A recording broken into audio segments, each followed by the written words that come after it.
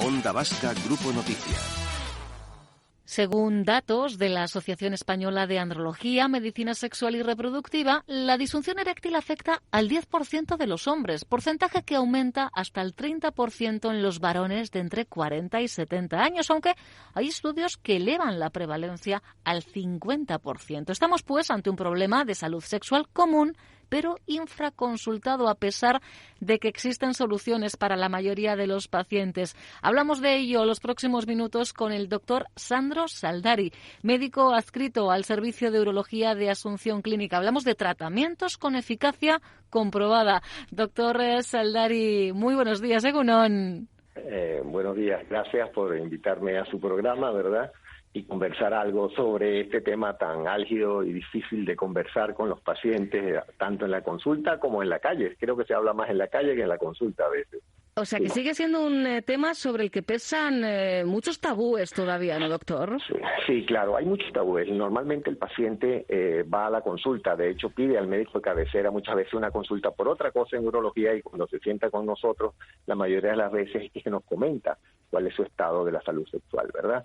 La disfunción eréctil es común, es más común de lo que pensamos. Nosotros estamos sujetos a otras enfermedades. La primera de las primeras causas, lógicamente, es el envejecimiento, y posterior a ello, lógicamente, ocurren otras circunstancias, o somos diabéticos, o somos hipertensos, o tenemos las dos cosas juntas, o hemos sido operados por de la próstata, o tenemos otras circunstancias que condicionan, lógicamente, la razón por la cual no tenemos una salud sexual adecuada.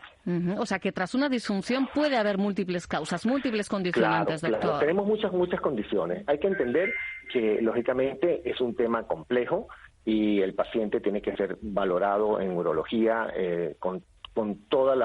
como cualquier otra enfermedad. Muchas veces se piensa que la disfunción es algo transitorio o circunstancial. No, es una enfermedad como cualquier otra, y el paciente tiene que acudir a la consulta, y debemos utilizar todos los recursos que tenemos primero para hacer el diagnóstico. ¿Es medicamentoso? Muchas veces hay pacientes que solo con tomar un medicamento cambia su calidad sexual. Entonces es importante tener todos los datos en la historia clínica para poder orientar el diagnóstico primario.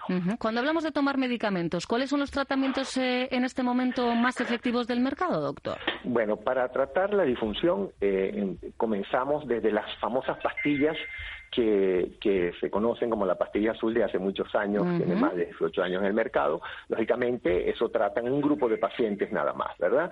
Hay otro grupo de pacientes que con las pastillas no logra los resultados satisfactorios, o la pastilla no la puede tomar por alguna enfermedad persistente cardiológica o tal, y entonces tenemos que pasar a otro tipo de terapia, ¿verdad? Hay terapias, por ejemplo, como líquidos intrauretrales que se inyectan, que ayudan a producir erección.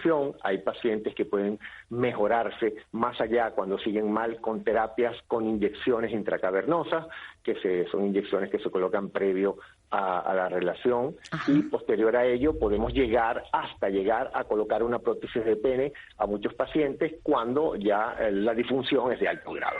Esto puede chocar, ¿no?, a muchos pacientes, el hecho de que en un momento dado, cuando la disfunción sexual es severa, se les diga, bueno, pues también podéis pasar por el quirófano, y las prótesis de pene funcionan de maravilla durante muchos años, doctor. Sí, la prótesis de pene, a pesar de todo lo que la gente pueda creer de la cirugía siempre he dicho yo, la cirugía es una de las pocas cosas que cura, ¿no? Las prótesis de pene han tenido una evolución en los últimos 25 años excelente, y muchos pacientes que inicialmente los tratamos con pastillas, con inyecciones y tal, y cuando llegan después a su grado máximo de disfunción le decimos hay que ponerle una prótesis y se lo colocamos, nos dicen, doctor, ¿por qué no me la puso hace 5 años?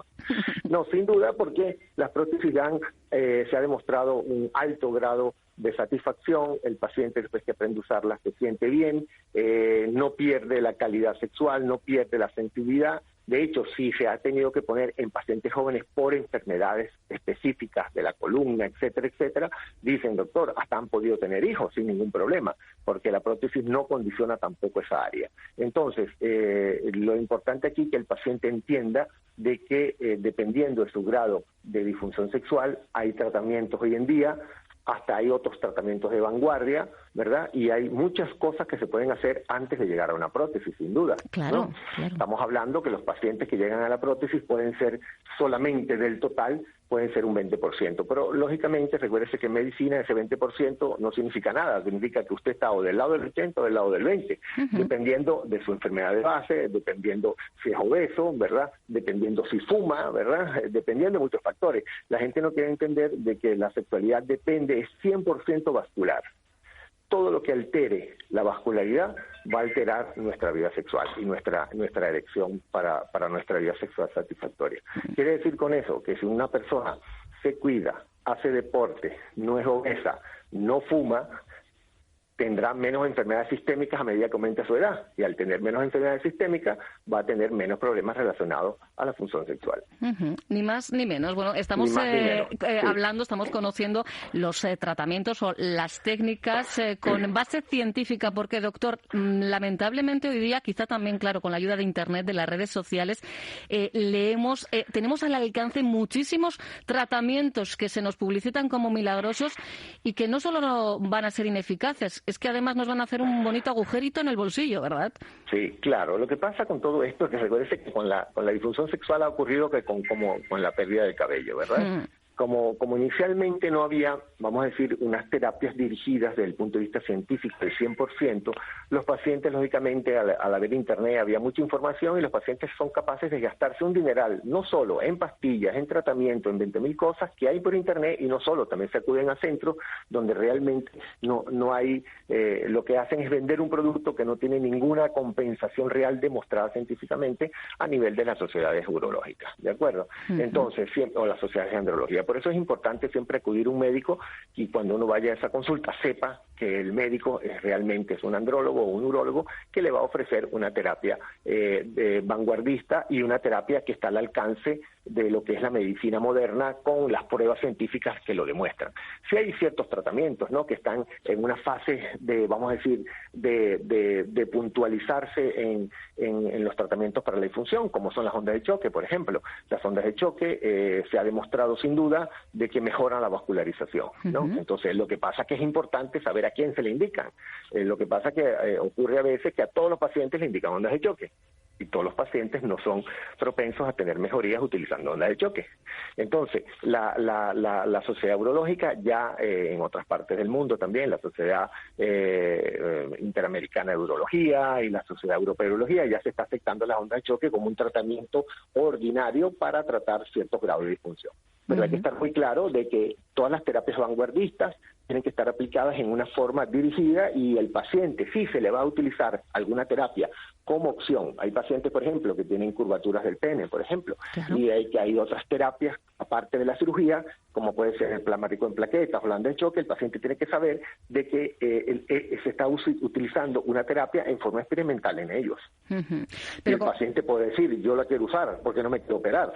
¿Me explico? Sí, sí. Y hay un porcentaje de pacientes que le va bien. Y si entra en el porcentaje que le va bien, bien tomado sea, ¿de acuerdo? Pero al final, lo que decíamos al principio, lo fundamental primero es ir a la raíz del problema, ¿verdad, doctor? Y a partir de ahí ya, quizá, bueno, pues individualizar, personalizar, ¿no? Todos los pacientes son un mundo y como en todas las terapias y todas las terapias médicas, lo más importante es el diagnóstico. Sin diagnóstico no tenemos tratamiento. Hay pacientes que simplemente hablamos con el cardiólogo, modificamos un medicamento que utiliza para la atención y el paciente mejora. Pero eso es importante saberlo, claro, ¿no? Y el paciente muchas veces simplemente hacemos eso, ¿no? Corregimos, vemos el paciente en general, le corregimos la obesidad y corregimos la hipercolesterolemia y le modificamos un tratamiento que tiene para la atención y el paciente mejora su disfunción. Pero eso hay que saberlo. Efectivamente, claro, ya tenemos que tener todo el cuadro clínico de la persona. Luego entiendo que puede haber problemas que sí sean pasajeros, ¿no? Pues cansancio, un problema concreto con la pareja, falta de sueño, estrés. Esto puede llegar a ser común en algún momento, claro. La cuestión importante, doctor, es saber cuándo es conveniente, cuándo tenemos que buscar el consejo médico, ¿no? No sé si hay un plazo en el que tengamos que empezar a preocuparnos. Bueno, siempre se ha protocolizado de que todo paciente que haya tenido en 10 intentos para su acto sexual haya tenido por lo menos 2 fallos de cualquiera de las índoles, debe pedir ayuda a ver qué está pasando. Ajá. Entonces, con 2 fallos de 10 ya es suficiente para decir, mira, yo no estoy bien, algo está pasando. Y no esperar, ¿verdad?, a que las cosas empeoren. Entonces, acudir a la consulta y explicar qué está pasando, y entonces en un examen interrogatorio que es muy complejo, con un montón de detalles y con toda la anamnesis de la enfermedad y tal, se puede estar orientando si simplemente va a ser algo pasajero, no va a ser pasajero, hay una enfermedad que está punteando y no se ha sabido, ¿verdad?, etcétera, etcétera, 20.000 factores. Pero sí es importante que se toma como base 2 fallos de 10 intentos, es suficiente para acudir a una consulta del urólogo y decirle, mire, me está pasando esto. Pero lo importante aquí es que el paciente se quite la máscara, claro, como ha pasado con la mujer en ginecología, que ya no es un tabú. Entonces, en el hombre hay que quitar ese tabú, hay que entender que la disfunción sexual es como cualquier otra enfermedad y si la tengo que pedir ayuda. Y que no les hace menos hombres, lo vamos a decir así, coloquialmente hablando, ¿verdad, doctor? Lo hace más hombres porque recuperar la salud sexual es recuperar la vida en múltiples facetas. Desde luego es calidad de vida, porque un problema orgánico nos va a afectar también a nuestra cabecita. ¿Y de qué manera? Y fíjese, doctor, que ahora mismo a lo que ya tenían ustedes en consulta parece ser que a la larga lista de secuelas post-COVID o de síntomas del COVID persistentes se está sumando también, al parecer, la disfunción eréctil. Todo se está sumando, claro. No sabemos todavía realmente cuáles son las premisas de eso. Lógicamente, sabe que todo el COVID está ahorita en estudio e investigación, pero sin duda es un punto más en contra a nuestra salud sexual. Hay que entender hoy en día que la mujer ha cambiado al 100%. Una mujer de 50 años es una mujer joven, no como en otras épocas, que una mujer de 50 años que tenía su menopausia, su vida sexual cambiaba. No, hoy en día la mujer es mucho más exigente en la vida sexual, hasta muchos años más de lo que uno se imagina. Entonces el hombre es el que tiene más problemas que antes. El hombre ahora necesita estar a la altura de esa mujer moderna, de esa mujer que hace ejercicio hasta los 70 años, la mujer que tiene otra forma de pensar en la forma de pensar moderna de la sexualidad, que no es la de la mujer de hace 30, 40 años. Entonces, sin duda, nosotros estamos más expuestos ahora a los hombres a tener una calidad sexual mayor y necesitamos, lógicamente, cualquier circunstancia que ocurra, participarlo a nuestro médico. A veces ocurrimos que vamos al médico por 20.000 cosas y somos incapaces ni siquiera de hablar. A veces yo lo pregunto en la consulta y los pacientes me dicen, es que nadie me lo ha preguntado. Anda. O sea, que no se le da toda la importancia que debiera, entonces, doctor. No se le da toda la importancia tampoco a nivel médico. Entonces, pasan por 20 médicos y nadie le ha preguntado cómo está su salud sexual. Y debería ser, lógicamente, el primero el médico de cabecera. Te he puesto 4 pastillas, ¿cómo está tu salud sexual? ¿Cómo te sientes? Entonces, no, estoy mal. Entonces, muchos pacientes ni siquiera se lo van a comentar si el médico no es el primero en dar ese paso de saber cómo está. Pues hay retos y sobre todo a quienes nos estáis escuchando, no descuidéis nunca vuestra salud sexual, no deis por sabido cosas, no conviváis con problemas que tienen solución, como acabáis de escuchar. Un placer haber conversado con usted estos minutos, doctor. Muchas gracias por haberme invitado y espero que esto sirva de ayuda y que las personas entiendan de que es algo que hay que comunicarlo y hay que ponerlo sobre el tapete. Eso es, empezando por ahí, claro que sí. Hasta Onda Vasca, la radio que cuenta.